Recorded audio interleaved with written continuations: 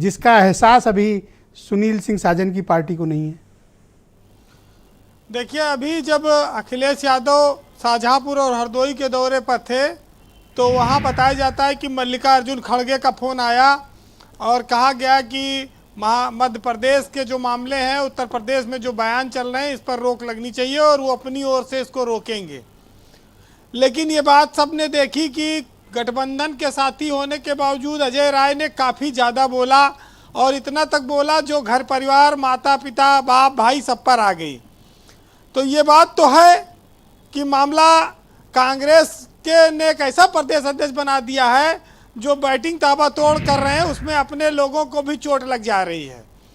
अब ये गठबंधन चलाने के लिए कांग्रेस के ऊपर के नेताओं को बलिदान करना पड़ेगा।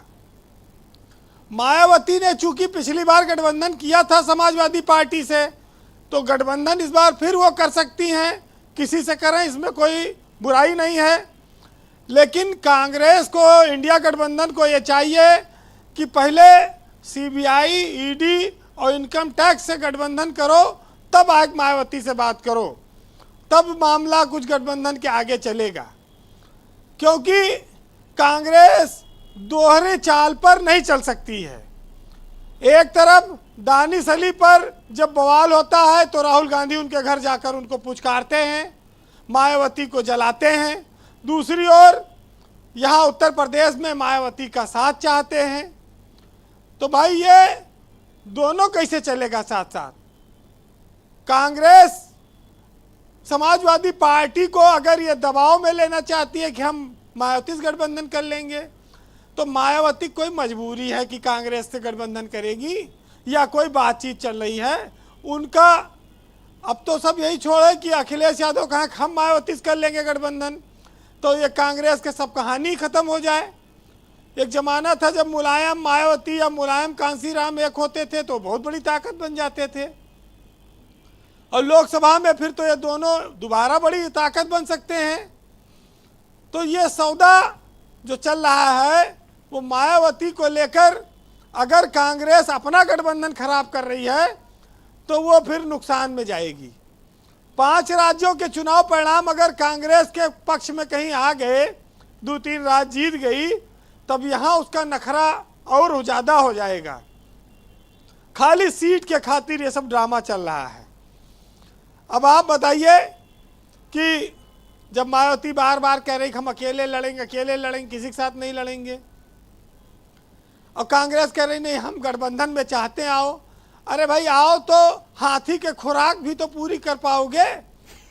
मायावती 40 सीट पे लड़ी थी लोकसभा में, 40 दे पाओगे?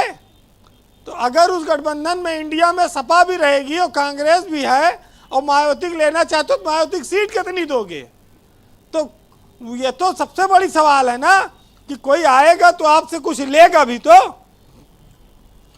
निर्जय जी देखिए, कुछ लोग हैं जो ये सवाल, जिनकी अपनी निजी कल्पना हो सकती है, निजी सोच हो सकती है, लेकिन इस बात को इस रूप में भी आप देख सकते हैं कि चुनाव के बाद अगर सीट उठ कहीं कुछ कम रहा है तो अभी से फिलर डाले रहो, अभी से जो है एक कैरेट लटकाए रहो, आगे बातचीत चलती रहे। तो कांग्रेस शायद इस उम्मीद में भी होगी।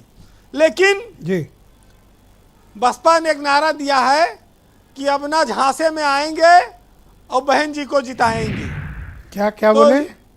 अब ना झांसे में आएंगे और बहन जी को जिताएंगे। तो ये झांसा झूसी वाला काम अब खत्म हो गया। और आजम खां के बहाने अगर कांग्रेस ये सोचे कि मुसलमानों को हम संदेश देंगे कि हम ज़्यादा हितैषी हैं, तो ये सब अपनी एक उनकी नादानी हो सकती है, इससे ज़्यादा कुछ नहीं। अगर आपने गठबंधन किया है किसी से चुनाव से पहले, 2-2, 3-3 बार अखिलेश यादव आपकी मीटिंग में शामिल हुए, तो उनके साथ आप ईमानदार रहिए, नहीं तो आप पर आने वाले वक्त में कोई भरोसा नहीं करेगा। और इस देश में कांग्रेस जिस तरह से कर रही है ऐसे वो बीजेपी को नहीं हरा पाएगी। अभी तो मोदी जी जा रहे हैं वहाँ राम मंदिर का उद्घाटन करने, 22 तारीख को डेट आ गई। ऑफिशियल अनाउंसमेंट भी प्राइम मिनिस्टर ने कर दिया है। हिंदुत्व का इतना बड़ा उफान आने वाला है और यहाँ पर उलझे हुए हैं। एक दूसरे से हिसाब किताब कर रहे हैं। हाँ, कि 3 सीट और 4 सीट 5 सीट नहीं दिया। अरे अभी तो छत्तीसगढ़, राजस्थान, मध्य प्रदेश, जी मायावती भी वहां लड़ती। पिछली बार राजस्थान में 6 विधायक थे मायावती के, इस बार भी उनकी 8 रैलियां होने वाली हैं, तो वो काफी तैयारी में हैं। और ऐसे में कैसे ये लोग लड़ेंगे? अरे इनका ऐसा ना हो कि चुनाव आते आते इंडिया गठबंधन बिखर जाए, लोग आपस में लड़ने लगे, चले जाएं। ये जो सबसे बड़ा दल है विपक्ष का, कांग्रेस की जिम्मेदारी है कि उनको साध है। अब मायावती ना आएंगी, इंतजार करो, चुनाव बाद किसकी सरकार बनती है वो बाद में भले तय हो कि मायावती आवे। जी वैसे एक साहित्यकार ने लिखा है कि जो लोग बहुत ज्यादा अनाप शनाप बोलते हैं वो अपना नुकसान करते हैं। तो सुनिएगा कि जब कभी बोलना, वक्त पर बोलना, मुद्दतों सोचना, मुख्तसर बोलना, और डाल देगा हलाकत में एक दिन तुझे, ऐ परिंदे तेरा साख पर बोलना। और पहले कुछ दूर तक साथ चल के परख, फिर मुझे हम सफ़र बोलना। और उम्र भर को मुझे बेसदा कर गया, तेरा एक बार मुझसे यूं मुंह फेर कर बोलना। तारिक रामपुरी का ये शेर है, वो बड़ा मशहूर है और कम से कम आज के राजनीतिक दृष्टिकोण में सुनील साजन और सुधा मिश्रा पे लागू भी होता है। बहुत शुक्रिया आपका वीरेन जी, हमारे साथ इस पर चर्चा का हिस्सा बनने के लिए। बहन भाइयों, इस डिबेट को आगे बढ़ाएं उसके पहले एक बड़ी खबर यह है कि प्रधानमंत्री 22 जनवरी 2024